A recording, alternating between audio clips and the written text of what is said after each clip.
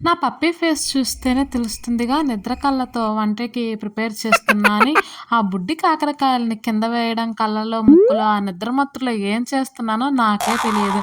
ఇంక నా అవస్థలు, తిప్పలు చూసి మా వారు "నేను కోస్తాలే నువ్వు ఫ్రెష్ అయ్యిరా" అంటే వెళ్ళా. ఆయన కోసినవి మళ్ళీ నేను కోయాల్సొచ్చింది. పని తగ్గుద్దిలే అనుకుంటే డబల్ అయింది.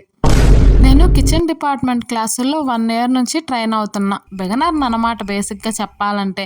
మా వారు మాత్రం ఇలా అప్పుడప్పుడు వచ్చి తొంగి చూస్తుంటారు. ఫ్రై ప్రాసెస్ ఏంటంటే బాండల్లో ఆయిలు, ఆవాలు, జీరా, పోపు వేసి కాగాక చిన్నగా కోసుకున్న కాకరకాయలని ఉప్పు, పసుపు వేసి మూత పెట్టి వేగించాలి.